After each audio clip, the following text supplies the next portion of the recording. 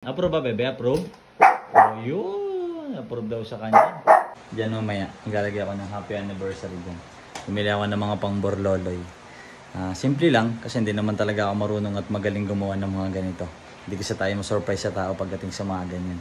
So, ni-makeover ko lang yung aking table kasi tinan nyo naman, napakadaming gamit. So, lilinisin ko yan, tapos maglalagay tayo sa wall.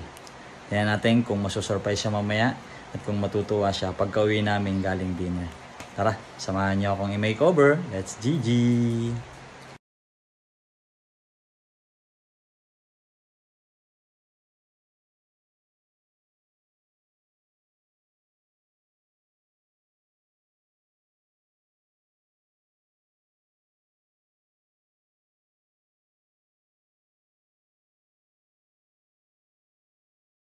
Okay na. Natapos na natin ang paglilinis ng ating table, pader. So magkakabit naman tayo nitong letters. Hindi ko alam paano ito ikakabit. Pero pag-aralan natin. Tapos yung ating background. Yan. Hindi ko na pinili yung mga kulay-kulay. Mahalaga. May lagay tayo dyan mamaya. So,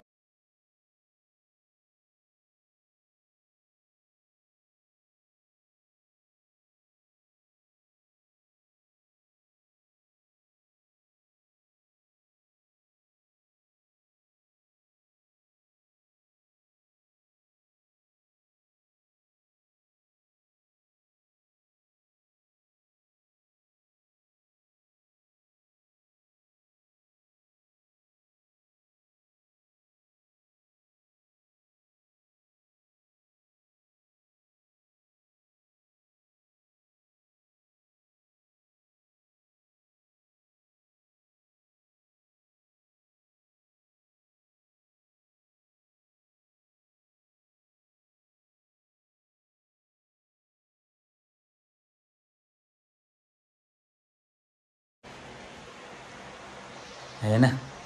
Okay na? Pwede na ba yan? Galing ko bang pumili ng color? Marunong pala ako mag-design.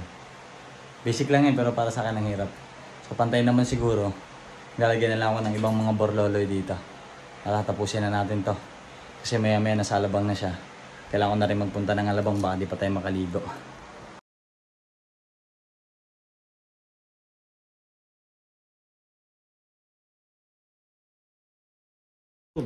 Approve ba, bebe? Approve? Oh, yun. Approve daw sa kanya. Oo, approve sa'yo. Pasado sa'yo? Pasado? Mukhang pasado. Hindi na ako nakapag-video ng pag-uwi namin.